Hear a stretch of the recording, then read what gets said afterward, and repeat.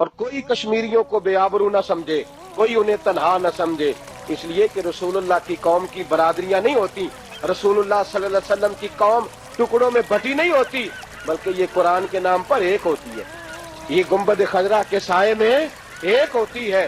اور اب کشمیر کے ہاں کشمیریوں کے لیے اب سورج طلوع ہونے والا ہے، اب چاند نکلنے والا ہے، رات بڑی ہو گئی، اب دن آنے والا ہے، بڑی جلدی سورج چمکے گا اور طلوع ہوگا، اور کشمیر ایک ایسی ریاست بن کے ابھرے گا جو پوری دنیا میں صرف رسول اللہ کا نام لے گی، اور وہاں مزارات ہیں اولیاء اللہ کے، وہ یا رسول اللہ کہنے والے ہیں، مزار حضرت بل، وہاں نبی پاک کے منہ مبارک پڑے ہوئے ہیں، وہ لوگ تو اولیاء کے صوفیاء کے ماننے والے، رسول اللہ کے زلفوں سے پیار کرنے والے، وہ تو ہر وقت، کشمیر تو اولیاء کی دھرتی ہے، یاران کشمیر، کشمیر کو کہتے ہیں جنت، جنت کبھی کسی کافر کو ملی ہے نہ ملے گی، نہ کسی کافر کو ملی ہے اور نہ کبھی ملے گی، وہ نہیں تمہیں مل سکتی، اس لیے کہ وہ رسول اللہ کے غلاموں کی دھرتی ہے، اور وہ انشاءاللہ آزاد ہوگا۔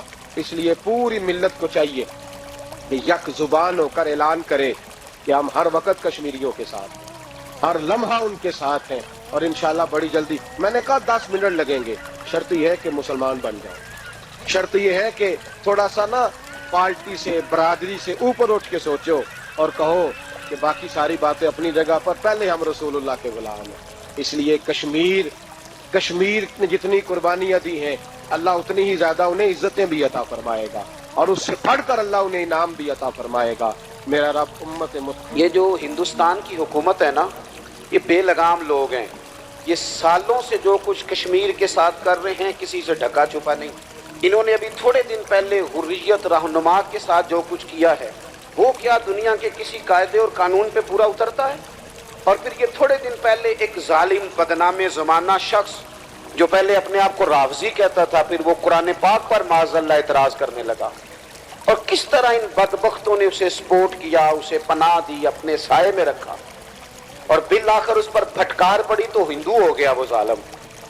اب ان کی ایک خاتون نے جس ڈھٹائی کے ساتھ رسول پاک علیہ السلام کی ذات والا صفات کے بارے میں نازیبا الفاظ کہے ہیں، ان کی شان میں کیا کمی آئے گی؟ جو سورج پر تھوکنے کی کوشش کرے اس کے اپنے منہ پہ ہی تھوک آیا کرتی ہے۔ میرے اعلیٰ حضرت نے کہا تھا، رہے گا یوں ہی ان کا چرچا رہے گا، رہے گا یوں ہی ان کا چرچا رہے گا، رہے گا یوں ہی ان کا چرچا رہے گا، رہے گا یوں ہی ان کا چرچا۔ بڑے خاک ہو جائیں جل جانے والے، بڑے خاک ہو جائیں جل جانے والے، لیکن ہم امت مسلمہ سے کہیں گے، سب مسلمان حکمرانوں تم نے حکومتیں کی اور کرسیاں ہی پکی کی، نتیجہ کیا نکلا؟ جتنی کچی کرسیاں نکلی کوئی شے بھی نہیں نکلی۔ یہ وقت ہے اکٹھے ہو جاؤ کسی جگہ، امت کی آواز بنو، رسول اللہ کی عزت کی آواز بنو۔ جو لوگ کرسی نہیں دیکھتے، رب رسول کو دیکھتے ہیں، وہ کچھ کر جاتے ہیں زندگی میں۔ ایک مؤثر آواز بنو، ایک مؤثر للکار بنو۔ کفر میں اتنی طاقت نہیں کہ وہ تمہاری للکار کے مقابلے میں کھڑا ہو سکے۔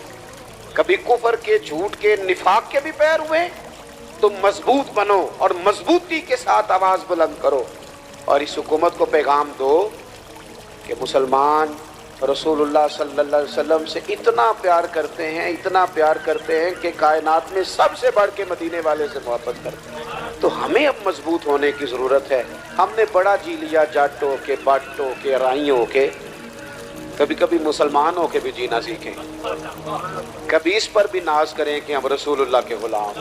اقبال نے کہا تھا، اپنی ملت پر قیاس اقوام مغرب سے نہ کر، خاص ہے ترکیب میں قوم رسول ہاشمی۔ ہم نہ بٹ گئے بڑے ٹکڑوں میں۔ کشمیر کے لیے جو جلوس نکلتے ہیں وہ بھی اب نمبرنگ رہ گئی ہے۔ اپوزیشن شور کرتی ہے کہ حکومت کر کچھ نہیں رہی، حکومت اعلان کرتی ہے کہ اپوزیشن بتائے کیا کرنا ہے۔ میرا یہ سوال ہے کہ جس آدمی کی گردن پہ بندوق رکھی ہو اور اس کے سارے پیار کرنے والے ابھی مشورے کر رہے ہوں، اور اس کی گردن پہ بندوق ہے، گولی چل رہی ہے، گردن کٹ رہی ہے، آپ لوگوں نے مذاق بنا لیا اس مسئلے کو۔ فلسطین ہے تو وہ مذاق ہے، تو جو آدمی 70 سال سے یا 80 سال سے قید میں ہے، نسلیں قید میں ہیں، آپ سمجھتے ہیں کہ وہ کتنی تکلیف میں ہوگا؟ ہم ہر کاز کو مذاق بنا دیتے ہیں۔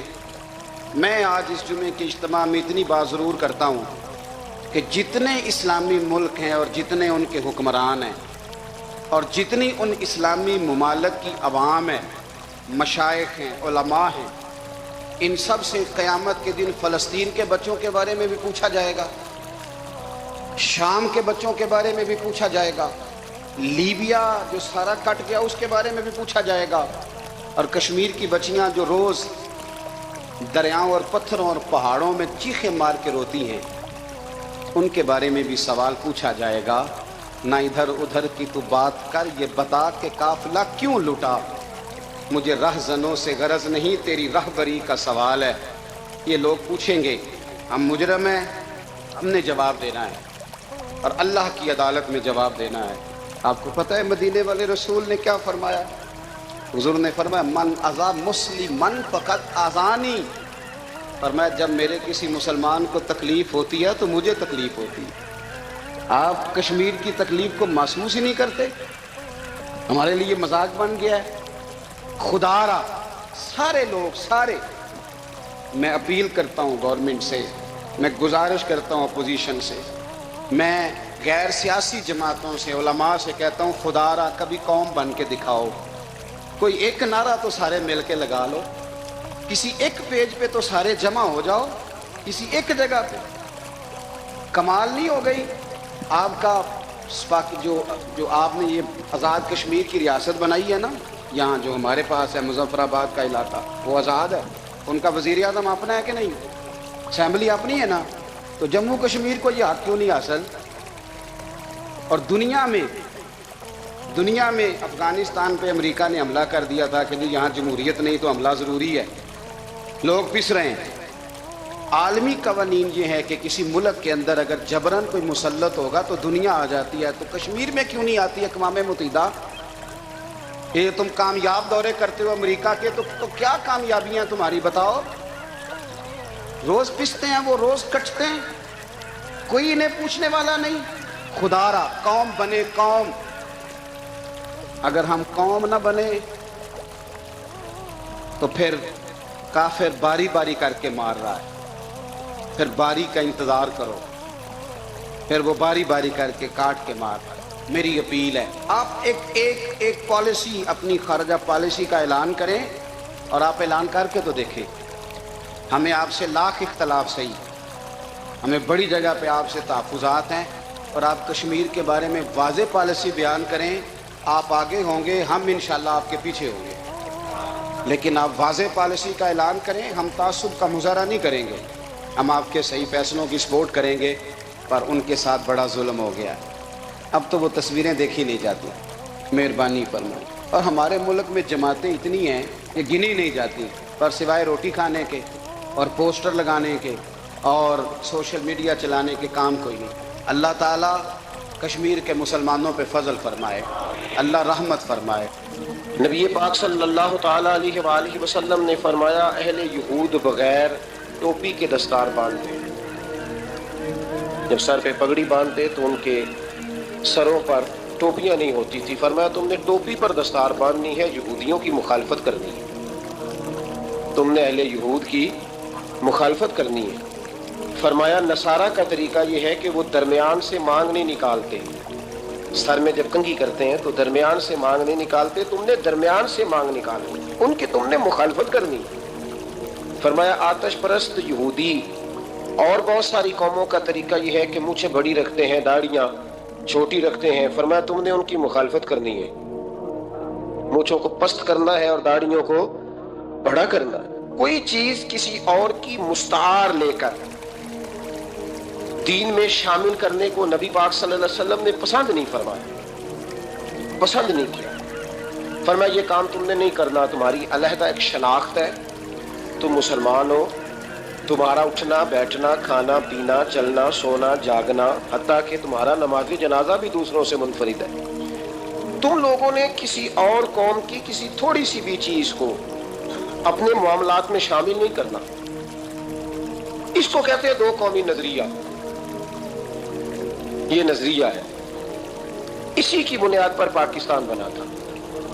کہ ہندو ایک الگ قوم ہے، مسلمان ایک الگ قوم ہے، ان کا اٹھنا بیٹھنا کھانا پینا ہم سے بالکل علیحدہ ہے اور ہمارا ان سے بالکل علیحدہ ہے. طرز زندگی، طرز معاشرت، معیشت کہیں ملتی نہیں ہندوؤں سے مسلمانوں کو. لہذا ہمیں ایک ایسا وطن چاہیے، ہمیں ایک ایسا وطن چاہیے جس وطن کے اندر مسلمان اپنے طریقے کے مطابق اٹھیں بھی، بیٹھیں بھی، چلیں بھی، سوئیں بھی. نماز پڑھنے کے لیے وطن نہیں بنایا گیا کہ ہم نے اذانیں دینی ہیں، نمازیں پڑھنی ہیں، جماعتیں کرانی ہیں. یہ کام ہندوستان میں آج بھی ہوتا ہے. وہاں مسجدوں میں اذان بھی ہوتی ہے، جماعت بھی ہوتی ہے، تلاوت بھی ہوتی ہے، مدارس بھی ہیں، مساجد بھی ہیں، عربی ادب بھی ہے، سارا کچھ ہے. وہ پریشان کرتے ہیں، اس سے قطع نظر کرتے ہیں، وہ تکلیف دیتے ہیں، لیکن پابندی نہیں ہے. یہ سارے کام وہاں بھی. پاکستان نماز کے لیے نہیں بنا، پاکستان تلاوت کے لیے فقط نہیں بنا، پاکستان نبی پاک کے نظام کے لیے بنا ہے کہ کچہری میں حضور کا دین نافذ کیا جائے گا، اسمبلی میں نبی پاک کا دین نافذ کیا جائے گا. حضرت عمر فاروق رضی اللہ تعالیٰ عنہ کے طریقوں کے مطابق حکمران اس ملک کو چلائیں گے، اس لیے پاکستان بنایا گیا تھا. اب تو کوئی یہ نعرہ نہیں نہ لگاتا، کوئی جماعت بھی یہ نعرہ نہیں لگاتی جتنی سیاسی جماعتیں ہیں. حالانکہ پاکستان کا نعرہ آج بھی ہر آدمی کو پتا ہے کہ پاکستان کا مطلب کیا، لا الہ الا اللہ محمد رسول اللہ صلی اللہ تعالی علیہ. لیکن کوئی بھی سیاسی جماعت اب اس نعرے کو لگانے کو تیار، بلکہ اس نعرے سے کامتے ہیں سیاسی حکمران. ان کو ڈر آتا ہے، ان کو پتا ہے کہ جب پاکستان کا ترجمہ لا الہ الا اللہ محمد رسول اللہ ہوگا تو سب سے پہلے ہمارے لیے مشکل بنے گی. ہمیں سب سے پہلے احتساب کے کڑے مراحل سے گزرنا پڑے. دیکھیں نا، جمہوریت کے لیے اگر پاکستان بنا تھا تو جمہوریت تو میں ہمیشہ کہتا ہوں ہندوستان کی جمہوریت آج بھی پاکستان سے بڑی مستحکم ہے. ایک دفعہ بھی وہاں ڈکٹیٹر کی حکومت نہیں آئی. تو یہ جو ہمیں بتایا جاتا ہے، سبق پڑھایا جاتا ہے، ہماری نوجوان نسل آج تک ہر آدمی آتا ہے. میں نے کافی پہلے بھی کہا تھا کہ لوگ ہمیں نئے نئے نکات دیتے ہیں، کوئی 10 نکات دیتا ہے، کوئی 14 نکات دیتا ہے، کوئی 16 نکات دیتا ہے. ہمیں ضرورت نہیں تمہارے نکات کی، اس لیے کہ ہمیں سارے نقطے خطبہ حجت الوداع پہ نبی پاک نے عطا فرما دیے ہیں صلی اللہ تعالی علیہ وسلم. کسی نقطے کی ضرورت نہیں ہے، ہم حاجت نہیں محسوس کرتے. جب کوئی پارٹی منشور دیتی ہے، دستور دیتی ہے، تو میں تو حیران ہوتا ہوں کہ کیا کر رہے ہیں یہ لوگ. ہمیں ضرورت نہیں کسی منشور دستور کی. سارے منشور، سارے دستور، سارے قانون، ساری باتیں آمنہ کے لال ہمیں عطا فرما گئے ہیں. ضرورت نہیں ہے. پاکستان بنا تھا 2 قومی نظریے کی بنیاد پر. نظریہ کیا ہے؟ لا الہ الا اللہ محمد رسول اللہ صلی اللہ تعالی علیہ. حکمران اس کو بھول گئے اور انہوں نے قوم کی ذہن سازی اس طرح کی، میڈیا کو ساتھ ملا کے بچوں کا ذہن اس طرح کا بنایا کہ قوم بھی تیار نہیں ہوتی. نظام مصطفیٰ صلی اللہ علیہ وسلم کے لیے قوم تیار، حالانکہ کافر کو آپ کی نماز سے کوئی مسئلہ نہیں. یورپ میں کبھی پابندی لگی ہے کہ مسجد نہ بناؤ؟ کبھی وہاں کسی نے کہا ہے قرآن پاک نہ لے کے آؤ؟ کبھی کسی نے کہا ہے؟ وہاں پابندی نماز پہ نہیں ہے. ان کو ڈر تو نظام مصطفیٰ سے آتا ہے کہ دین نافذ نہیں ہونا چاہیے. تو میرے بھائی، پاکستان ایک نظریاتی وطن ہے. جتنا دوڑ سکتے ہیں میں اور آپ دوڑ لیں، جتنا دوڑ سکتے ہیں. جہاں تک یہ قوم بھاگ سکتی ہے بھاگ لے. یہ اس چہرے کو اپنا لے یا اس چہرے کو اپنا لے یا اس کو آزما کے دیکھ لے. چونکہ اس وطن کی بنیاد کلمہ ہے تو یہاں سکون بھی اسی وقت آئے گا جب حکومت بھی کلمے والے رسول کی آئے گی صلی اللہ تعالی علیہ وسلم صلی اللہ تعالی. اور اسلام ہر جگہ یہ بتاتا ہے کہ ملک کس کے ہیں؟ اللہ کے. تو نظام کس کا ہونا چاہیے؟ اللہ کا، اللہ کے دین کا. دنیا کی سب سے بڑی ہجرت ہوئی تھی جب پاکستان بنا تھا. دنیا کی سب سے بڑی ہجرت. 10,000 عورتوں کی عزتیں لوٹی گئیں جب یہ وطن بنا. لاکھوں لوگوں نے جانوں کی قربانیاں دیں. ابھی 15-20 سال پہلے ہندوستان کا پنجاب کا جو علاقہ ہے اس کو کھولا گیا تو ایک کنویں سے ابھی بھی ہڈیاں ملی ہیں جو سکھوں نے کاٹ کر مسلمان کنواں ہی پورا بھر دیا. اس تکلیف کے ساتھ وطن بنا. کس لیے؟ جمہوریت کے لیے، حکمرانوں کے للے تللے کے لیے، ان کی بڑی کاروں جیپوں اور مرسڈیز کے لیے. اس لیے کہ یہاں روز نیا بل آئے گا، آج گورنر راج ہے تو آج فلاں ہے تو آج فلاں ہے. یہ ساری حکومتیں اگر وہی قانون جو انگریز کا بنا ہوا ہے اور وہی ساری دفعات جو آپ کے ہاں نافذ ہے وہی ہندوستان میں نافذ ہے تو بتایا جائے پھر وطن کیوں بنایا گیا تھا؟ پھر کیا ضرورت تھی؟ یہ سارے کام تو وہاں بھی ہو رہے ہیں۔ اس لیے میرے بھائی وطن کے نظریے کو سمجھے۔ وطن بنا تھا لا الہ الا اللہ محمد رسول اللہ صلی اللہ علیہ وسلم۔ اور اقبال جو بانی پاکستان ہے، جو مصور پاکستان ہے، جو تصویر دینے والے ہیں پاکستان، ان سے کسی نے کہا تھا کیوں پاکستان بنانا چاہتے ہو؟ ہم جو ایک ملت جو ہیں، ہندوستانی ایک ملت ہے، ایک قوم ہے، تو کیا ضرورت ہے؟ تو اقبال کہنے لگے اپنی ملت پر قیاس اقوام مغرب سے نہ کر، خاص ہے ترکیب میں قوم رسول ہاشمی۔ نبی پاک کی قوم اپنی ترکیب کے لحاظ سے ہر قوم میں خاص ہے۔ دین کا نفاذ چاہیے، دین نافذ ہونا چاہیے۔ نبی پاک ایک اسٹیٹ کے سربراہ بنے تھے، مدینہ منورہ میں حضور نے نظام بنایا۔ آج میں ایک نئی بات آپ سے کرنا چاہ رہا ہوں۔ رونا روتے زمانے بیت گئے، اب آگے کی طرف دیکھنا ہے۔ جو قومیں ماضی کی لکیر پیٹتی رہتی ہیں وہ مایوس ہو جاتی ہیں، ان کے جذبے ٹوٹ جاتے ہیں۔ اب ماضی کو پیٹنے کی بجائے مستقبل کی روشنی کو دیکھنا چاہیے۔ ہمیں نبی پاک صلی اللہ علیہ وسلم نے کسی وطن کی تعمیر کے لیے جو جذبات دیے ہیں ان جذبات پر ہمیں غور کرنا چاہیے۔ حکمران تو جو کر رہے ہیں وہ تو کر ہی رہے ہیں، اور جو وہ کریں گے وہ بھی سب کو نظر آ رہا ہے، اور ہمیں سمجھ لگ رہی ہے کہ آئندہ بھی کیا ہونے جا رہا ہے، ہم نے کیا کرنا ہے۔ ایک جملہ میں کہنے لگا ہوں اگر کسی کو تکلیف ہو تو مجھے خوشی ہوگی۔ ایک جملہ میں کہنے لگا ہوں اگر کسی کو پریشانی ہوگی تو مجھے بڑا ہی اچھا لگے گا، کسی بڑے آدمی کو پریشانی ہوگی تو مجھے خوشی ہوگی۔ وہ جملہ کیا ہے وہ سن لیں۔ یہ ملک حکمرانوں کا نہیں ہے، یہ ملک عوام کا ہے۔ اس لیے کہ حکمرانوں کے بچے تو یورپ میں رہتے ہیں، ان کی تو ٹکٹیں بک ہوتی ہیں، جب تک یہ اسمبلی میں ہوتے ہیں یہاں ہوتے ہیں، اور جب حکومتیں ختم ہوتی ہیں تو یہ یہاں موجود، ان سب کے تو باہر کاروبار ہیں، رہائشیں ہیں، اولادیں ہیں۔ تو یہ وطن کس کا ہے؟ پاکستان وطن کس کا ہے؟ یہ ہمارا وطن ہے، یہ حکمرانوں کا نہیں ہے۔ دیکھیں نا، گھر اس کا ہے جس نے گھر کے اندر رہنا ہے، جس نے گھر میں رہنا نہیں اس کا وطن ہم نے رہنا ہے، ہماری نسلوں نے رہنا ہے، ہمارے ماں باپ رہے، ہم رہ رہے ہیں، ہماری آنے والی نسلیں رہیں گی، تو وطن پھر کس کا ہوا؟ ہمارا۔ حکمرانوں کا وطن گھر جو ہمارا ہے، تو ہم کسی کے ذمہ کیوں لگاتے ہیں؟ ہم اپنے وطن کا خود خیال کیوں نہیں کرتے؟ ہم کیوں نہیں یہ محسوس کرتے کہ وطن سب سے پہلا کام 14 اگست ہے پاکستان کے عزم نو کے لیے، ایک روشنی کے لیے، نوجوانوں کے لیے چند باتیں کرنا چاہتا ہوں۔ پہلی بات اپنے ذہن میں بنائیں کہ وطن کی جو محبت ہوتی ہے نا، حب الوطن من الایمان، وطن کی محبت ایمان کا حصہ ہوتی ہے۔ اس بات کو یاد کر لیں۔ میرے نبی پاک علیہ السلام مکہ مکرمہ سے تشریف لائے تھے، حضور مہاجر بن کے مدینے آئے تھے، لیکن بخاری مسلم کی ایک ایسی حدیث ہے جس کی میں نے کبھی شرح نہیں پڑھی، اور میں اس حدیث کی شرح میں کبھی نہیں گیا اور جانا چاہتا بھی نہیں۔ نرالا رنگ ہے اس حدیث پاک کا۔ میرے محبوب پاک علیہ السلام مہاجر بن کے مدینے آئے، لیکن حضور نے ایک موقع پہ فرمایا سنو بھائی مہاجرین اور انصار، کان کھول کے سنو۔ اب مہاجرین میں شامل کون کون تھے؟ حضرت ابو بکر صدیق، حضرت عمر فاروق، حضرت عثمان غنی، حضرت مولا علی، حضرت مصعب ابن عمیر، حضرت بلال حبشی، یہ سب لوگ مہاجر تھے، لیکن حضور نے وطن کی محبت بیان فرمائی۔ میرے محبوب نے فرمایا یاد رکھنا اگر کبھی لوگوں میں اختلاف رائے ہوا اور لوگوں کی دو لائنیں بن گئیں، ایک قطار ادھر جا رہی ہے لوگوں کی اور ایک قطار ادھر جا رہی ہے، تو فرمایا اگر تم مجھے دیکھو گے نا میں کس قطار میں ہوں، تو میں تمہیں اس قطار میں ملوں گا جس قطار میں میرے مدینے والے جا رہے ہوں گے۔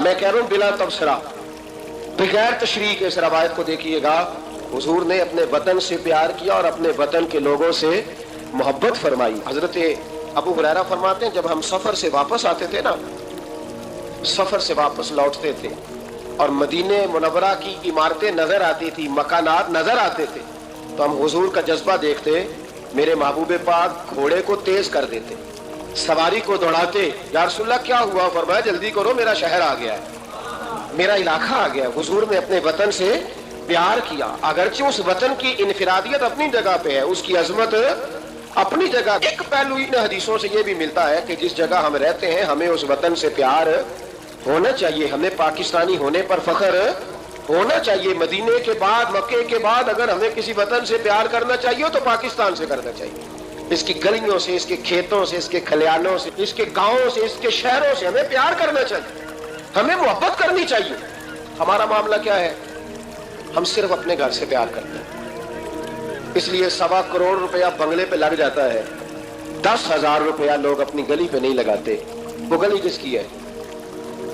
उस पे क्यों नहीं पैसे खर्च हुए?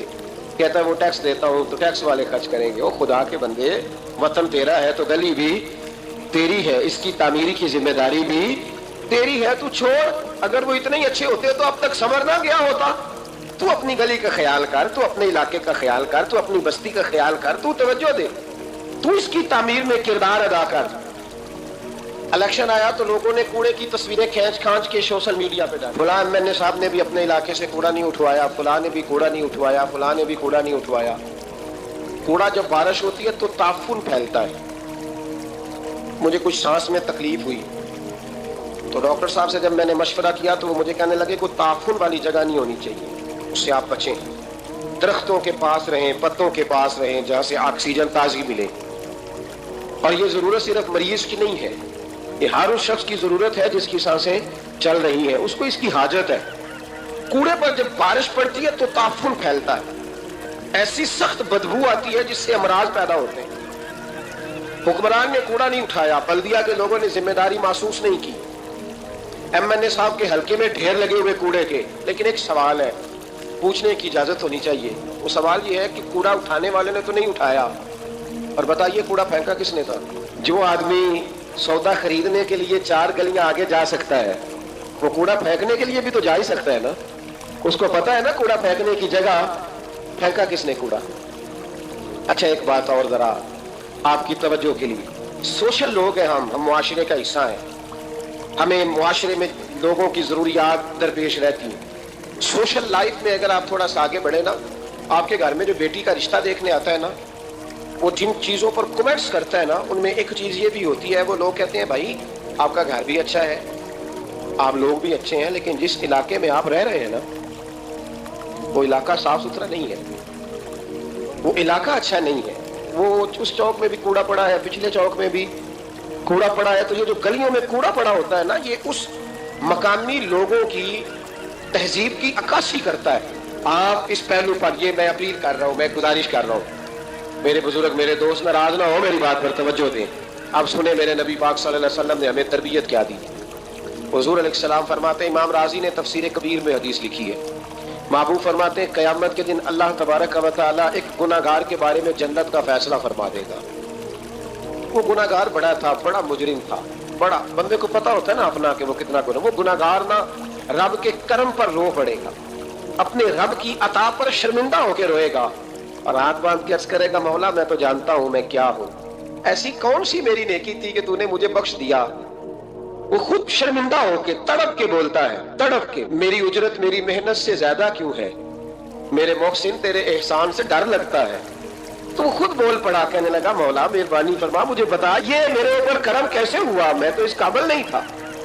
मेरे महबूब पाक अलैहिस्सलाम फरमाने लगे, रब करीम उससे फरमाएगा, एक दिन रात को ना तो अपनी गली से गुजर रहा था, देखने वाला कोई नहीं था जो तेरी तस्वीर खींच के सोशल मीडिया पे डालता, कोई अखबारी नुमाइंदा नहीं था जो फटाफट अखबार में खबर देता, कोई लोग नारे लगा, तो अकेला था, रात भी थी अंधेरा भी था, गली से गुजरते हुए तेरे पैर से करोड़ा टकराया था, रात थी, कोई देखने वाला नहीं, तारीफ करने वाला नहीं, तूने वो रोड़ा उठा के फेंक दिया था। क्यों फेंका था? तो नेकी चूंकि उसकी नजर में मामूली थी तो वो भूल चुका था, कहेगा या अल्लाह वो वाला रोड़ा, वो एक रोड़ा मालिक करीम, वो तो मैंने इसलिए उठाया था कि मेरे मोहल्ले में बूढ़े भी रहते हैं, बीमार भी रहते हैं, बच्चे भी रहते हैं, कमजोर भी रहते हैं, इसलिए उठाया था किसी को ठोकर न लग जाए। मेरे महबूब फरमाते हैं, अर्श के मालिक ने फरमाया, रब करीम ने फरमाया, तू रात के अंधेरों में रोड़े उठा उठा के मेरे बंदों का ख्याल रखे तो मैं आज कयामत के दिन तेरा ख्याल ना रखूं। फरमाया उस एक रोड़े के उठाने की बरकत से मैंने तेरे लिए जन्नत का फैसला फरमा दिया है। तो अगर आप अपनी ही गली का कूड़ा उठाएं, अगर अपनी ही गली के रोड़े उठाएं, तो इससे हमारा वतन संवरेगा, इससे हमारी गलियों में, हमारे इलाकों में, हमारे मोहल्ले में, हमारे इलाके में सफाई फैलेगी। रावलपिंडी में सियासतदानों ने और वोटरों ने बड़ी गंदगी फैलाई, पोस्टर लगाए, वो फटते थे, बारिश होती थी तो वो गलियों में बहते थे, तबाही। तो अखबार पे सारा वो उन बच्चों का वो तरीका आया, उन्होंने क्या किया कि 15-20 बच्चों ने मिल के प्रोग्राम बनाया कि गाने डालने वाले तो डाल के चले गए, میں نے شروع میں کہا ان کا تو وطن ہی نہیں. انہوں نے کہا کہ محلہ تو ہمارا ہے نا, اس گلی سے گزرنا تو ہم نے, تو ہم کیوں امید رکھتے ہیں کہ وہ جیتنے والا آئے گا یا ہارنے والا آئے گا اور وہی اٹھائے گا. گلی ہماری, محلہ 15-20 پڑھے لکھے نوجوان, یہ تعلیم یافتہ طبقہ ہوتا ہے. تعلیم یافتہ طبقہ وہ نہیں ہوتا کہ لمبے بال رکھ کے تو گلی کے کونے پہ کھڑے ہو کے کہے یہ سارا محلہ چائے لو کھائے دیکھو روڑی لگائی. یہ تعلیم نہیں, یہ جہالت ہے. تعلیم یافتہ وہ ہوتا ہے جو آگے بڑھ کے دابڑا لے کر کئی اٹھا کر کدال پکڑ کر وہ کوڑا اٹھائے. وہ تعلیم یافتہ بندہ ہوتا ہے جو وطن کی تعمیر میں اپنا حصہ ڈالے. ان نوجوانوں نے کام کیا, اسی وطن کے رہنے والے, اسی وطن کے باسی. وہ کہتے ہیں ہم 15 نکلے تھے, پھر سارا وطن اٹھا اور ڈھیروں ہزاروں علاقوں کے لوگوں نے ان کی تقلید کی. تو پہلا کام یہ کریں کہ وطن سے پیار کریں. دوسرا کام یہ کریں کہ اس کی صفائی میں اپنا حصہ ڈالیں. ہم کیوں انتظار کرتے ہیں کوئی گرانٹ آئے گی؟ میری ذاتی رائے یہ ہے, میری ذاتی رائے, جتنے گلی میں مکان ہوتے ہیں نا, سب کے گھروں کے اندر سہولیات ہوتی ہیں, وہ سارے اگر ملیں تو میرا خیال ہے ان کی اپنی گلی کا نظام صحیح ہو ہی سکتا ہے. تو آؤ مل کے اس وطن کو سنوارنے کی کوشش کریں, اس کی گلیوں پہ محنت کریں, اس کے کھیتوں پہ محنت کریں. اور تیسری بات, اس وطن کو سرسبز و شاداب بنائیں. کیا انداز ہے میرے محبوب کے سمجھانے کا. یہ بخاری کی حدیث ہے. میرے محبوب فرمانے لگے جس نے کوئی ایک درخت لگایا, جس نے کوئی ایک درخت لگایا یا پودا لگایا یا کوئی ایسی چیز لگائی, فرمایا اس سے کوئی انسان نفع اٹھائے یا اس سے کوئی جانور نفع اٹھائے, فرمایا جب تک لوگ نفع اٹھاتے رہیں گے رب لگانے والے کے نامہ اعمال میں نیکیاں درج فرماتا رہے گا. تو ہم کیوں درختوں کو کاٹتے ہیں؟ ہمیں چاہیے نا اس کو سرسبز و شاداب کرنے میں اپنا کردار ادا کریں تاکہ ہمارے وطن میں خوبصورتی پھیلے. ایک مرض بڑی تیزی سے پھیل رہا ہے, ہیپاٹائٹس سی کا مرض ملک میں بڑی تیزی سے پھیل رہا ہے, بڑی تیزی سے. جگر کام کرنا چھوڑ جاتا ہے, میدے کی بیماریاں بڑھتی, پیٹ کے درجنوں امراض ہیں, پیٹ میں پانی پڑ جاتا ہے. ہمارے ملک میں تو ڈائلسس کا نظام بڑا مردہ ہے. اللہ خیر کرے, محکمہ صحت پر اتنا بوجھ ہے لوگوں کا, لیکن لوگ ڈیوٹی نہیں کرتے, کام ہی نہیں کرتے. غصہ ہی بڑا آتا ہے ڈاکٹر حضرات کو, اللہ ماشاءاللہ مریض تکلیف سے کرا رہا ہے لیکن وہ کہہ رہے ہیں اب ٹھیک ہے, سرکاری نوکری اسی طرح کی ہوتی ہے, موج کرنی چاہیے. خیر صلی اللہ. بڑی تیزی سے مرض پھیل رہا ہے اور لوگ کمزور ہو رہے ہیں, بڑی مجبوری ہے, لوگ رو رہے ہیں, تڑپ رہے ہیں. اور یہ دکھ وہی سمجھ سکتا ہے جس کا گھر میں کوئی بیمار ہوتا ہے. آؤ نا اس وطن کے لیے کچھ کریں, کوئی ہمت کرے, کوئی جدوجہد کرے, کوئی کوشش کرے. آؤ کچھ کرے اس کے لیے. کیا کرے؟ اس ہیپاٹائٹس سی کی بیماری سے لڑنے کا سب سے پہلا حل ڈاکٹر یہ بتاتے ہیں کہ پانی اگر لوگ صاف پینے لگ جائیں, اگر پانی صاف ملنے لگ جائے تو ان بیماریوں پہ 90% کنٹرول ہو سکتا ہے. یار صرف صاف پانی, لیبارٹری کے ٹیسٹ کے مطابق جو بڑا مہنگا بور بھی ہے وہ بھی لاکھ روپے سے نیچے ہے. ایک گلی میں اگر ایک بور ہو جائے ایسا جس کا پانی زبردست ہو, کتنے لوگ ہیں جو بچیں گے؟ کتنے لوگ ہیں جو اس آزمائش سے بچیں گے؟ میں نے مسجد میں وہ بور کرایا, ٹوٹی باہر نکالی. میں ایک دن رات کو 1:30 بجے آیا تو باہر ٹوٹی سے 2-3 لوگ پانی بھر رہے تھے, 2-3 لوگ, تو 1:30-2 بجے رات کے. تو میں نیچے اترا تو میں نے کہا خیریت ہے؟ اچانک میری طبیعت میں یہ خیال آیا کہ کوئی مجبوری ہو گئی ہوگی, اس وقت کوئی مریض نہ ہو. کہنے لگے پانی پینا تھا, گھر میں پانی ختم ہو گیا تھا, تو میں بھی دیر سے آیا ہوں, کہیں گیا ہوا تھا, ابھی پہنچا ہوں. تو گھر والوں نے بتایا, تو میں نے کہا ٹھہر جاؤ, گھر والا پانی نہیں پینا, میں آپ کو وہ پانی لا کے دیتا ہوں جو لیبارٹری سے ٹیسٹ شدہ ہے. اور 3-4 دفعہ میں نے اس کو بھیج کے ٹیسٹ کرایا. اب سنو اس کی بیس کیا ہے, اس کی بیس کیا ہے. ہم تو سمجھتے ہیں نا کل شریف پہ صرف چنے رکھنے چاہیے, ہم سمجھتے ہیں کل شریف پہ پھل آنا چاہیے اور بریانی پکنی چاہیے. ترمذی کی حدیث ہے, حضرت سعد رضی اللہ تعالیٰ عنہ کی اماں انتقال کر گئی. آنکھ عرض کرنے کے یا رسول اللہ اماں فوت ہو گئی ہے, کچھ کرنا چاہتا ہوں. تو میرے محبوب نے فرمایا مدینے میں میٹھے پانی کے کنویں کوئی نہیں, قلت ہے, تو ایک کنواں کھدوا دے, لوگ پانی پیتے رہیں گے, رب کریم تیری اماں کو قبر میں راحت عطا کرتا رہے گا. حضرت سعد نے کنواں کھدوایا, قربان جاؤں محبوب کی عظمت پہ. میرے رسول پاک نے آج ہمیں صاف پانی پینا مہیا کرنے کے لیے کل 1450 سال پہلے نصیحت کر دی. فرمایا یہ کنواں سعد نے اپنی ماں کے لیے کھدوایا ہے, اس کا نام ہے سعد کی ماں کا کنواں. پیر ام سعد حضور نے اس کا نام رکھا. کتنا کو خرچ آئے گا اگر گلی والے سارے مل کے ایک صاف پانی کا بندوبست کریں, اپنے دوستوں کو, گلی والوں کو, محلے والوں کو اس وطن کی تعمیر میں اپنا کردار ادا کریں. آپ کیوں توقع رکھتے ہیں صاحب کے چیئرمین صاحب ہی آگے کریں گے؟ وہ تو ملے نہیں کبھی. جن کی ڈیوٹی تھی گلی گلی گھومنے کی وہ تو کبھی آئے نہیں. یہ آپ کے چیئرمین ہے، آپ کے ایم این اے، آپ کے ایم پی اے، یہ اتنی بلندی عظمت کردار نہیں رکھتے کہ یہ آئیں گے، ان کے پاس کہاں وقت ہے گلیوں میں گھومنے کا؟ اصل لوگ تو وہ تھے کہ 24 لاکھ مربع میل کے حکمران جناب عمر فاروق، لیکن چہرے پہ کپڑا ڈال کے ساری رات مدینے کی گلیوں میں گھومتے، ہر دروازے کا خیال رکھتے، پر کیا کریں، کس کو سمجھائیں؟ لوگ اپنی مرضی کرتے ہیں۔ آج میں عزم نو کی بات کر رہا ہوں، میں پاکستان کی تعمیر کی بات کر رہا ہوں۔ پہلی بات یہ کہ اس سے پیار کریں، دوسری بات یہ اس کی صفائی کریں، تیسری بات یہ یہاں درخت لگائیں، شجرکاری کریں، اس کو سرسبز کریں، چوتھی بات یہ کہ دیکھیں ہم کتنا کردار ادا کر سکتے ہیں، کسی کو کم از کم صاف پانی مہیا کر دیں۔ دیکھیں نا میرے نبی پاک علیہ الصلوۃ والسلام نے اعلان فرمایا، ایک یہودی کا قبضہ تھا میٹھے پانی کے کنویں پر، تو رسول پاک علیہ الصلوۃ والسلام نے فرمایا یہودی کا قبضہ ہے، مسلمانوں کو پینے کے لیے پانی نہیں دیتا۔ کیا خوبصورت اعلان ہے! پانی، نماز کی بات نہیں ہو رہی، روزے کی بات نہیں ہو رہی، حج کی بات نہیں ہو رہی، پانی کی بات ہو رہی، پینے کے پانی۔ کتنا بڑا اعلان ہے! لوگوں نے دین کو محدود کر دیا ہے کہ بھائی مسجد کے اندر آ کے نماز پڑھنا ہی خالی مذہب ہے، روزہ رکھنا ہی خالی مذہب ہے۔ میرے محبوب پاک علیہ السلام نے کیا ارشاد فرمایا؟ حضور نے فرمایا یہودی کا قبضہ ہے، لوگوں کو پینے کے لیے صاف پانی نہیں دیتا، میٹھا پانی نہیں دیتا۔ منبر پر مسجد نبوی پر اعلان کر رہا ہوں۔ حضور فرمانے لگے جو اس سے کنواں خرید کر وقف کرے گا یہ میرے ہاتھ میں جنت کی ٹکٹ ہے۔ حضور فرمانے لگے مصطفیٰ کا وعدہ ہے پانی کے لیے، یعنی پینے کا پانی، یعنی لوگوں کے حلق سے پانی اترے۔ جاگو وطن کے لیے کرو، محنت کرو، آگے بڑھو۔ میرے رسول پاک علیہ السلام نے فرمایا جو میرے مدینے والوں کے لیے پانی کا کنواں وقف کرے گا میں جنت دیتا ہوں۔ حضرت سیدنا عثمان غنی پہنچ گئے، اس کے پاس پہنچے، 6000 یا 7000 دینار کا کنواں تھا۔ اس نے کہا میں ایک دن کے لیے دوں گا، صرف ایک دن میری باری، ایک دن 6-7 ہزار دینار مانگے، حالانکہ کنواں 6-7 ہزار دینار کا کول تھا۔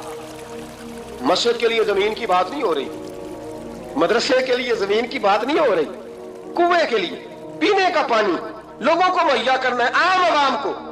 اور اس وقت صرف بات بھی مسلمانوں کی نہیں، یہودی بھی پیئیں گے، دیگر لوگ بھی پانی پیئیں گے۔ میرے نبی پاک علیہ السلام کے غلام نے کہا کنواں دے دے۔ کل کنواں سارا 6-7 ہزار دینار کا تھا۔ کہنے لگا میں نے نہیں دینا۔ جناب عثمان بیٹھ گئے، فرمایا تو بات کر کتنے کا دے گا؟ اس کے منہ سے نکل گیا 40,000 دینار۔ 40,000 دینار۔ مسجد کی زمین نہیں خریدی جا رہی، ادارے نہیں بن رہے، اگرچہ یہ اصل ہے دین کی، خریدنی چاہیے۔ پانی کا کنواں، وطن کی تعمیر۔ جناب عثمان غنی رضی اللہ تعالیٰ عنہ فرمانے لگے تو نے اپنی اوقات کے مطابق پیسے مانگے، ورنہ میں تو 60,000 دینار لے کے آیا تھا، تیری اوقات اتنی تھی، تو یہودی ہے نا، تمہاری اوقات اتنی ہے، نے اوقات کے مطابق مانگے، میں 60,000۔ اس نے کہا عثمان سمجھ نہیں آئی، ساری زندگی تجارت کرتے رہے ہو، 40,000 دینار کنویں کے لیے؟ آپ فرمانے لگے تو بھائی مان ہے، تجھے کیا سمجھ آئے گی؟ اگر کسی کو 40,000 کے جنت کی ٹکٹ ملے، اور ملے بھی نبی پاک کے دستے مبارک سے، فرمایا یہ ہے ارض جنت، یہ طیبہ کی زمین ہے، جنت بھی یہی، مالک جنت بھی یہی ہے۔ آؤ پاکستان کی تعمیر کریں، آؤ اس کی گلیوں سے کوڑا اٹھائیں، اس سے پیار کریں، اس سے محبت کریں، یہاں درخت لگائیں، یہاں صاف پانی پینے کے لیے بندوبست کریں۔ اور میرے بھائی، میرا بچہ اگر تعلیم نہیں حاصل کرتا تو ساری انویسٹمنٹ اپنے بچے پر کرنے کی کیا ضرورت ہے؟ آگے بڑھو نا۔ وہ جو چائے والے کھوکے پہ چائے تقسیم کر رہا ہے وہ بھی بڑا لائق ہے، اس کے ابے سے ملاقات کرو، اس کو کہو لا یار میں تیرے بچے کا خرچ اٹھاتا ہوں، اس کو اسکول میں داخل کرا۔ ایک انجینئر ملے گا ملک کو، وہ جو گرمیوں کے موسم میں نا ٹھنڈے پانی کا کولر لے کے باس کے پیچھے بھاگتا ہے نا اور آواز دیتا ہے ایک گلاس پانی کا لے لو، ایک گلاس۔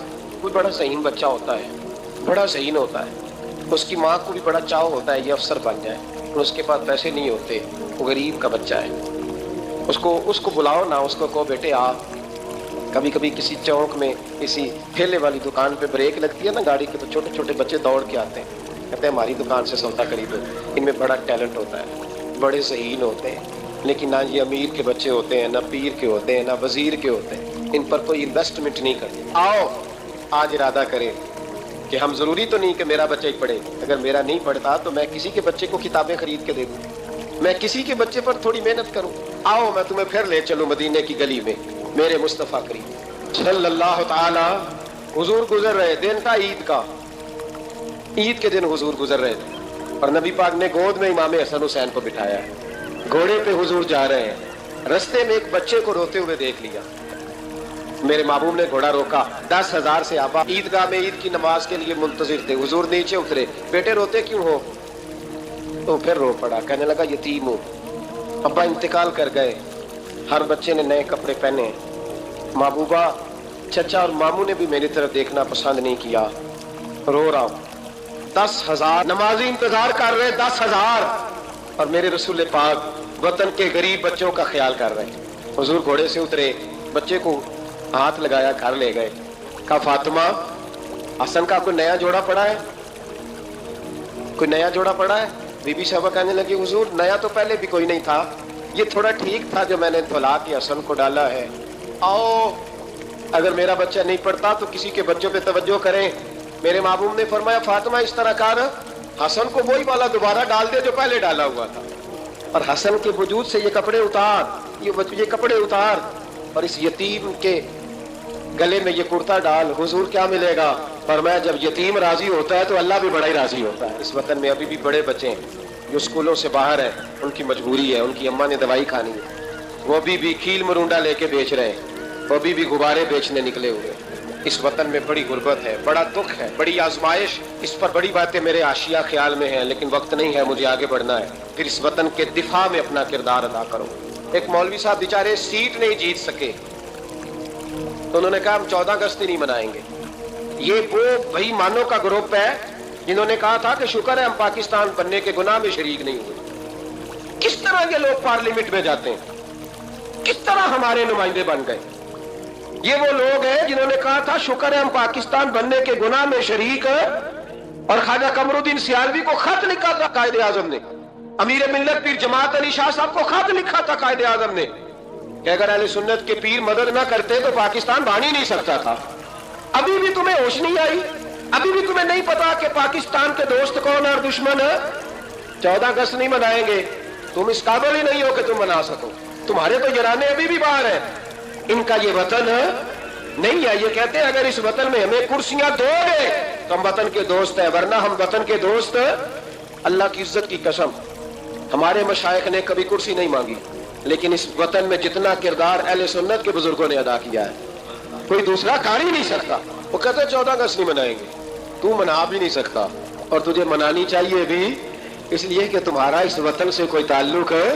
یہ امیر ملت پیر جماعت علی شاہ صاحب کا وطن ہے، یہ محدث اعظم پاکستان مولانا سردار احمد کا وطن ہے، یہ خواجہ قمر الدین سیالوی کا وطن ہے، تمہارا وطن ہے، تم وہیں چلے جاؤ جہاں سے تم آئے ہو، وہیں تم اچھے لگتے ہو۔ تو میرے بھائی وطن کی دفاع، وطن کی حفاظت، نوجوان ضرور اس بات پر توجہ کریں۔ حضرت انس بن مالک رضی اللہ تعالیٰ عنہ فرماتے ہیں مدینے کے کونے سے نا اچانک رات کو زور زور سے چلانے کی آواز آنے لگی۔ جب رات کو کوئی ایسا دھماکہ ہوتا ہے نا تو لوگ ایک دوسرے کو جگاتے ہیں، کہتے ہیں لوگوں نے ایک دوسرے کو جگایا، اب نوجوان اکٹھے ہو گئے، بزرگ بھی، کہ وہاں سے شور کی آواز آتی ہے، کچھ چیخ رہا، نیزے، تلواریں اور برچیاں، ہر چیز لوگ سنبھال کے اسلحہ تیار کر کے پروگرام بنانے لگے کہ نوجوان آگے جا کے دیکھتے، بزرگ پیچھے رہتے ہیں، دیکھتے ہیں وہاں کیا ہے، مدینے کی حفاظت کرتے ہیں، کون آ گیا، کیا مسئلہ ہے؟ کہتے ہیں ہم ابھی پروگرام بنا ہی رہے تھے، آگے بڑھنے ہی لگے تھے کہ ہم نے دیکھا، اچانک ہماری نظریں اٹھی، ہم حیران ہو گئے کہ جس طرف ہم جانا چاہ رہے تھے نبی پاک ادھر سے ہو کے واپس آ رہے ہیں، اور اکیلے نبی پاک، ہاتھ میں نیزہ ہے، ہم ابھی جانا چاہ رہے تھے اور حضور ہو کے واپس آ رہے ہیں، اور حضور فرمانے لگے چپ کر کے سو جاؤ، کچھ بھی نہیں، جانور لڑ پڑے تھے آپس میں دیکھ آیا ہوں، کچھ بھی نہیں ہے۔ حضرت انس بن مالک فرماتے ہیں ہم غور سے حضور کا چہرہ دیکھنے لگے، اور پھر ہمیں سمجھ آئی کہ مصطفیٰ کو اس وطن کی حفاظت کا کتنا خیال ہے۔ حضور نے ہمیں سکھایا ہے کہ جب وطن پر آفت آئے تو سوچنا نہیں ہے، غور نہیں کرنا، سب سے پہلے آگے بڑھنا ہے، آگے بڑھنا ہے، آگے بڑھ کے وطن کے دفاع کے لیے اپنا پیش کرنا ہے۔ پاکستان سے پیار کریں، پاکستان کا کوڑا اٹھائیں، پاکستان کی مٹی سے پیار کریں، پاکستان میں درخت لگائیں، پاکستان میں غریبوں کی مدد کریں۔ جو بچہ محلے کا غریب سکول نہیں جاتا، محلے دار مل کے حفاظت کرے، اس بچے کو سکول میں داخل کرائیں، بچوں کے اچھے مستقبل کے لیے جدوجہد کریں، صاف پینے کا پانی مہیا کریں۔ ہمارا وطن ہے، ہمیں اس کو آگے لے کے چلنا ہے۔ 14 اگست پہ یہ پیغام ہے، یہ میسیج ہے کہ تھوڑا تھوڑا کر کے اس وطن کی تعمیر میں اپنا کردار ادا کریں، اس کی گلیوں کو سجائیں سنواریں، کبھی سڑک پر ریپر نہ پھینکیں، کبھی شاپر نہ گرائیں، کبھی کسی گندگی سے اس وطن کو آلودہ نہ کریں۔ میرے عرب کو آئی ٹھنڈی ہوا جہاں سے، میرا وہی وطن ہے، میرا وہی وطن ہے۔ اقبال کہا کرتے تھے کہ حضور کو یہاں سے ٹھنڈی ہوائیں آئی ہیں، اس وطن کے لیے اپنا کردار ادا کریں۔ دیکھیں آپ اور میں کیا کر سکتے ہیں، وہ سارا کچھ کریں۔ میری گزارش ہے کہ کم از کم 5 بچے پڑھانے کا عہد کرے ایک بندہ، ان کا تعلیمی خرچ اٹھا سکیں، تب کتابیں لے کے دے سکیں، تب کوشش کریں کہ 5 بچے کم از کم۔ ہو سکتا ہے ایسا؟ اگر ہر پاکستانی 5 بچے پڑھانے کا ارادہ کر لینا تو لاکھوں بچے اسکولوں میں دوبارہ سے چلے جائیں گے، لاکھوں بچے۔ تھوڑا تھوڑا خیال کرے، اور اگر کوئی وہ کام کرے جو امام اعظم کرتے تھے، غریب کے بچے کو لے آتے تھے اور فرماتے تھے میں تیرے گھر کا خرچہ دوں گا، تو تعلیم حاصل کر۔ ہمارے جو بڑے شاندار قسم کے دوست ہیں نا، شاندار، جن کا ادب سے نام لیتے ہیں، وہ عرب کے بادشاہ۔ ہم تو عرب خالی کہتے بھی نہیں، عرب شریف کہتے ہیں۔ انہوں نے پتہ کیا کیا ہے؟ انہوں نے اس طرح کیا ہے کہ جو کشمیریوں کا قاتل تھا نا، اس کے گلے میں میڈل ڈال دیا۔ یہی کام وہ کرتے رہتے۔ انہوں نے پہلے انہیں بلا کے مندر بھی بنوائے تھے، ہمیں کوئی شکوہ نہیں، ان کی زمین ہے، اللہ تعالیٰ توفیق عطا کرنے والا ہے۔ پر خیال یہ تھا کہ چلو کشمیریوں کے زخموں پر نمک نہ چھڑکتے، 2 مہینے انتظار کر لیتے، کچھ حالات سنور جاتے، کچھ تھوڑا انتظار۔ ہیں ہمارے دوست، ہمارے وزیر اعظم صاحب جب جاتے ہیں تو وہ پھولوں کا ہار ڈالتے ہیں ہمارے دوست، لیکن انہیں وہ حدیث یاد نہیں کہ نبی پاک علیہ السلام نے فرمایا جب میرے مومن کو تکلیف ہوتی ہے تو مجھے بھی گنبد خضرا میں تکلیف ہوتی ہے۔ انہیں نہ کشمیریوں کا خون یاد نہیں آیا، انہیں برہان وانی کی کٹی ہوئی لاش یاد نہیں آئی، انہیں 30,000 بیوہ عورتیں 30,000 بیوہ عورتیں یاد نہیں آئی، 30,000 بیوہ عورتیں جن کے سواگ اجڑ گئے، اور انہیں 1.25 لاکھ یتیم بچہ یاد نہیں آیا جو یتیمی کی زندگی گزار رہا ہے، اور اس کے باوجود بہت بڑے ذمہ دار ہیں وہ۔ مجھے پڑھ لینے دو آج احمد فراز کا شعر۔ وہ ہمارے مکتب کوئی ایسا نہیں کہ وہ مولوی تھا، وہ غیر جانبدار تھا، پر مجھے آج پڑھ لینے دو اس کا شعر، ایک کلیجے کا درد ہے، پڑھ لینے دو۔ اس نے کہا تھا کہ پڑھتا ہوں تو کہتی ہے یہ خالق کی کتاب ہے، مثل یہودی یہ سعودی بھی عذاب، اس قوم کے بارے میں کیا لکھوں فراز، کعبے کی کمائی سے جو پیتے ہیں شراب۔ میں خیال نہیں آیا تمہارا صرف دین یہ ہے کہ قبریں گرا دو، مزارات گرا دو، فقط یہ دین ہے؟ کوئی نبی پاک کے روزے کی طرف منہ کرے تو اسے مشرک کہو، یہ دین ہے؟ اس کا نام مذہب رکھا تم نے۔ مذہب تو اس کا نام ہے کہ جو رسول اللہ کا نام لینے والا ہے وہ ہمارا یار ہے، اور جو نبی پاک کا نام لینے والا نہیں، ہمارا اس سے کوئی تعلق ہے، یہ دین ہے۔ کشمیریوں کی لاشیں نظر نہیں آتی، ان کا خون بہ رہا ہے، تباہی اتر رہی ہے، اور تم قاتل کو گولڈ میڈل پہنا رہے ہو۔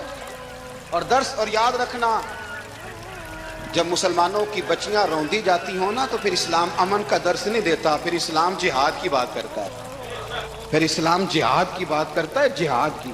وہ قومیں غیرت مند نہیں ہوتی کہ جن کے گھروں میں آگ لگی ہو اور وہ غیروں کو ہار پہناتی پھرے۔ اللہ کا کچھ خوف کرو، زندگی مختصر ہے۔ دبئی میں پتہ نہیں کتنے میں حکمران رہے اور پھر وہ کتنے دنیا سے چلے گئے، کتنے رہے اور کتنے چلے گئے۔ خدا را کچھ خدا، تم سے اچھے تو وہ نیو یارک کے رائٹر ہیں جو کم از کم اپنے کالموں میں کشمیر کی بات کرتے ہیں۔ تم سے اچھا برطانیہ کا وہ شخص ہے جو کم از کم BBC لندن پہ رپورٹ جاری کرتا ہے تو کہتا ہے کشمیر پہ ظلم ہو رہا ہے۔ تم سے تو وہ اچھے رہ گئے، تم نے بات کرنا تو دور کی بات، تم نے دشمنوں کے گلے میں ہار پہنانے شروع کر دیے۔ کل جب پوچھیں گے بلا کے تم کو اپنے سامنے، کیا جواب جرم دو گے تم خدا کے سامنے؟ بڑی تکلیف ہوئی، بڑی تکلیف ہوئی۔ وہ نا منصور حلاج کو پھانسی دی جا رہی تھی تو حضرت جنید بغدادی بھی آ کے دیکھنے لگے، تو منصور حلاج کہنے لگے بابا سارا زمانہ دیکھے پر تو نہ دے، سارا زمانہ تماشا دیکھے انہیں تو پتہ کوئی نہیں نا، تو نہ دیکھ۔ عرب شریف والو، ٹرمپ اسے انعام دیتا تو تکلیف کوئی نہیں تھی، ملکہ وکٹوریا اسے انعام دیتی تو تکلیف کوئی نہیں تھی، پر تم تو نہ ایسا کرتے، تم تو اپنے تھے، تم تو کلمہ گو تھے، تم تو یہ ظلم نہ کرتے، تم تو یہ حرکت نہ کرتے، میں کہتا ہوں ٹھہر ہی جاتے۔ جانا نہیں دنیا سے، اللہ کے حضور حاضر نہیں ہونا۔ جب رسول اللہ قبر میں آئیں گے تو کیا جواب دو گے؟ خدا را، حضور نے فرمایا تھا گناہ روک نہیں سکتے تو دل میں ہی برا جان لو، ذالک اضعف الایمان، یہ کمزور ایمان ہے، کم از کم اتنی حد تک تو آ جاؤ، دشمن سے گلے تو نہ ملو۔ خدا را سمجھیں، ہمارا پہلا تعارف یہ ہے کہ ہم رسول اللہ کے غلام ہیں۔ اقبال نے کہا تھا وطن کا بت نہ بنانا، وطن کو بت نہ بنانا۔ اقبال کہنے لگے ان تازہ خداؤں میں بڑا سب سے وطن ہے، جو پیرہن اس کا ہے وہ مذہب کا کفن ہے، اس لیے کہ بازو تیرا توحید کی قوت سے قوی ہے، اسلام تیرا دیس ہے، اسلام تیرا دیس ہے، کیونکہ تو مصطفی ہے۔ کشمیر منایا، کشمیر پاکستان کی جان ہے۔ کشمیر کو بانی پاکستان محمد علی جناح نے کہا تھا یہ پاکستان کی شاہ رگ ہے، اور آج کی شاہ رگ کا یہ حال ہے کہ کشمیر میں کوئی گھر اب ایسا نہیں جس گھر نے لاشیں نہ اٹھائی ہو، کوئی خاندان ایسا نہیں جس کی عزت محفوظ رہی ہو۔ درندوں کی طرح وہاں ظلم ہوتا ہے، اذیت ناک سزائیں دی جاتی ہیں۔ ایک زمانہ تھا ہم کشمیر کا بڑا نام لیتے تھے، آپ یقین کریں ہم بھی بھول گئے، حکمرانوں کی تو کیا بات کریں، ہم بھی بھول گئے۔ ہم نے کبھی سوچا ہی نہیں کہ جب کشمیر کی بچیاں کٹتی ہیں تو رسول اللہ کے گنبد پر کیا گزرتی ہیں۔ ہم نے کبھی سوچا ہی نہیں کہ جب وہ عورتیں آواز دے کے پکارتی ہیں کہ کوئی صلاح الدین ایوبی ہے، کوئی محمد بن قاسم ہے۔ آج کے اس میڈیا کے جدید زمانے میں بھی کشمیریوں کو گاجر کی طرح کاٹا جاتا ہے، انہیں ستایا جاتا ہے۔ کدھر ہے پوری دنیا میں وہ جو ہیومن رائٹس کی بات کرتے، وہ جو کہتے ہیں کہ مسلمان اور پاکستان میں معاذ اللہ حقوق ضائع ہوتے ہیں، وہ عالمی ایجنسیاں کدھر ہیں؟ بولے نا۔ اقوام متحدہ نے 100 دفعہ کہا ہے کہ کشمیریوں کا فیصلہ ان کی رائے کے مطابق کر دیا جائے، پھر کیوں ان کی رائے کے مطابق فیصلہ نہیں ہوتا؟ مسلمانوں، کبھی اپنی کمزوری کو سوچو تو صحیح، کبھی غور تو کرو۔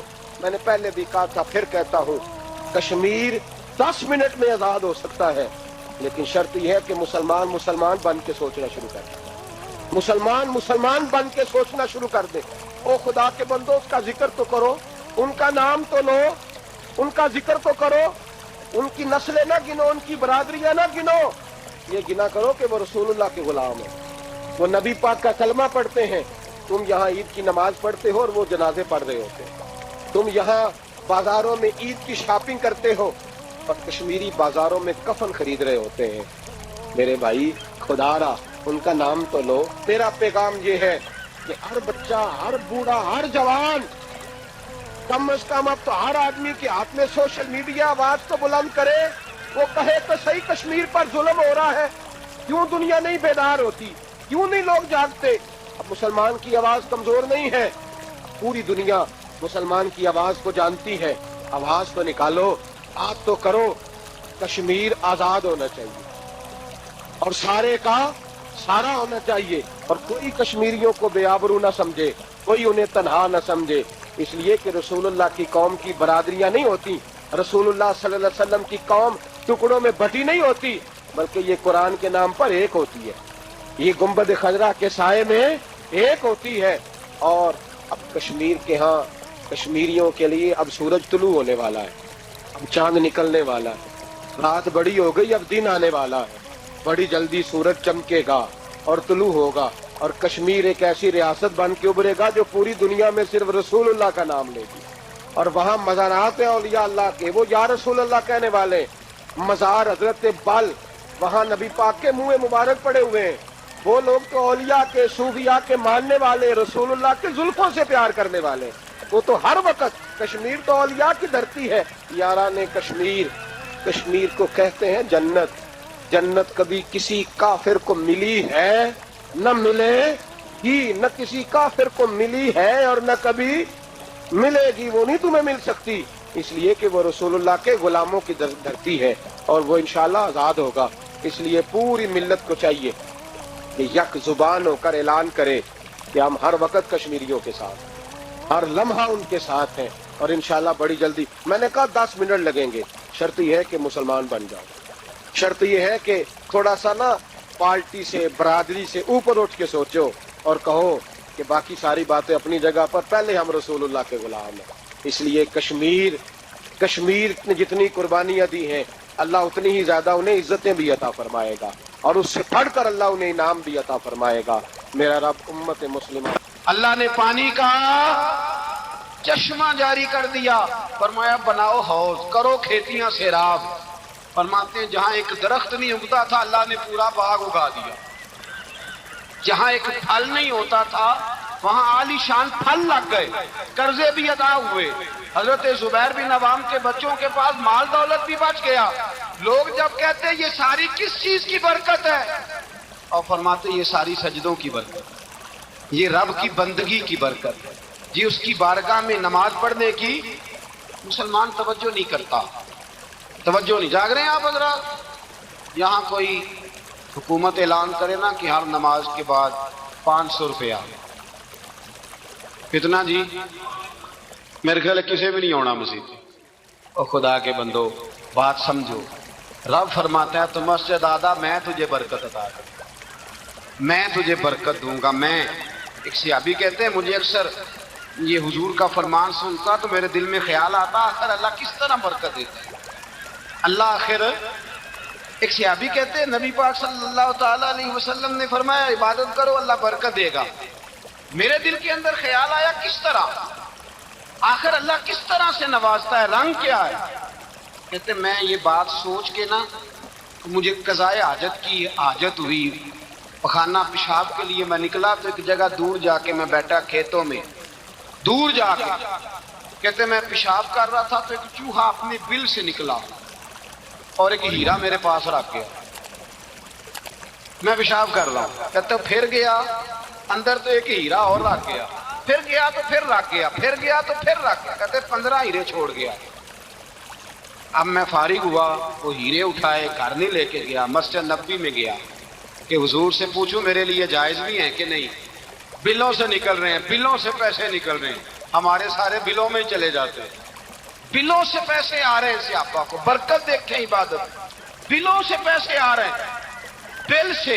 فرماتے ہیں میں وہ ہیرے اٹھائے تو در رسول پہ، جب میں نے پہلا قدم رکھا نا مسجد نبوی میں، مجھے بتانا نہیں پڑا، میرے مصطفیٰ نے میرا چہرہ دیکھا اور مسکرا کے فرمایا پتہ چلا ہے اللہ کس طرح نوازتا ہے، خبر ہوئی ہے اللہ کس طرح نوازتا ہے؟ فرمایا رب کی بارگاہ میں جھکے رہو، وہ تمہیں وہاں سے دے گا تمہارا گمان بھی نہیں کیا ہوگا، اس کے حضور تو آؤ، اس کی جانب تو توجہ کرو۔ بندگی کی اپنی ایک لذت ہے، سجدے کا اپنا ایک ذائقہ ہے۔ اگر آپ نبی کریم سید عالم صلی اللہ تعالی علیہ وسلم کی عبادات کو ملاحظہ کریں نا تو سرکار کی زندگی میں کثرت ہے عبادت۔ اعلان نبوت سے پہلے کتنے کتنے مہینے حضور غار حرا میں عبادت کرتے، تنے تنہا، حرم کعبہ قریب تھا لیکن وہاں رش ہوتا تھا، لوگ ہوتے تھے، فرمایا میں اکیلے میں اپنے رب کو منانا چاہتا ہوں۔ کتنے کتنے ایام حضور غار حرا میں عبادت کرتے۔ پھر صحابہ کرام علیہم رضوان فرماتے کہ مدینہ منورہ میں حضور کا یہ رنگ ہوتا، اتنے لمبے سجدے کرتے کہ لگتا روح مبارک کی پرواز کرتے، اتنے لمبے سجدے کرتے۔ حضرت سیدنا معاذ بن جبل رضی اللہ تعالیٰ عنہ فرماتے ہیں 3 دن ہو گئے حضور چلے گئے، مدینے میں نظر ہی نہیں آ رہے، صحابہ پریشان، ابو بکر صدیق، عمر فاروق، عثمان غنی، مولا علی ڈھونڈتے پھرتے، حضور سید عالم صلی اللہ علیہ وسلم کا پتہ نہیں۔ فرماتے جناب صدیق ایک بار گھومتے گھومتے جبل سلا کی پہاڑی کے قریب گئے، ایک چرواہا بکریاں چرا رہا تھا، اس سے پوچھا تم نے میرے محبوب کو تو نہیں دیکھا؟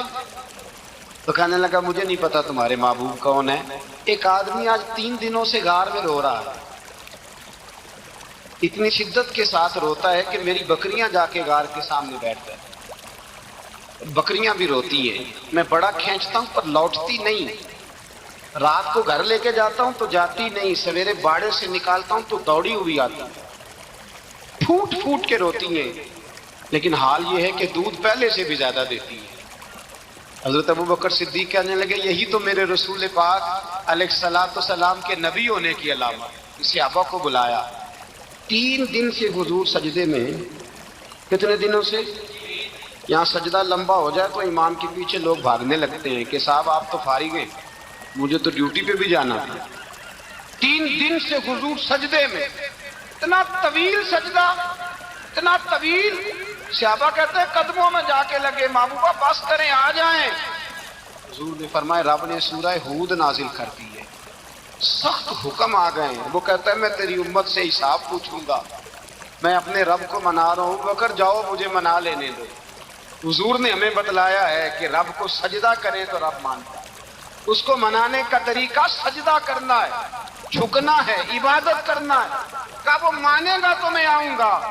تڑپ گئے صحابہ۔ اور ایک روایت ایسی بھی ہے کہ جب بات نہ بنی تو حضرت فاطمہ سے عرض کی۔ حضرت فاطمہ شام کا سناٹا چھایا، اپنے آپ کو کپڑوں میں لپیٹا، دائیں بائیں شہزادوں کے لیا تو حضور کی بارگاہ میں گئی، کہنے لگی محبوبہ بس کریں گھر آ جائے، مدینہ سونا ہو گیا ہے، مسجد نبی کی دیواریں بھی روتی ہیں، یا رسول اللہ ستون مجھ سے آپ کا پوچھتے ہیں، گھر آئیں۔ نبی پاک نے فرمایا فاطمہ تو بھی دعا کر، میں بھی دعا کرتا ہوں۔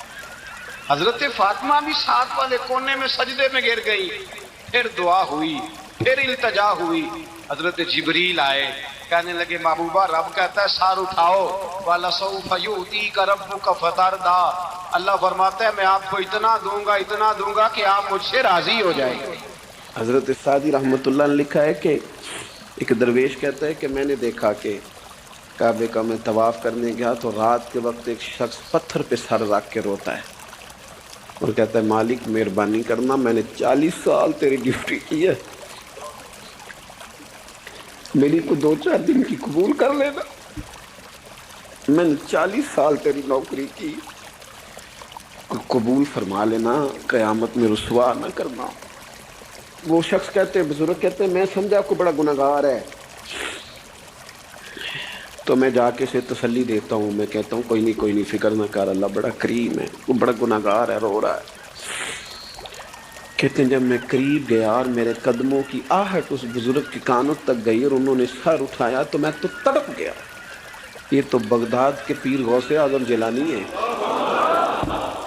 اب دیکھو نا، راتی ساری کر زاری نیند اکھاں دی توندے تے فجرے اوہی گناہگار کہاون سب تو نیویں ہوندے۔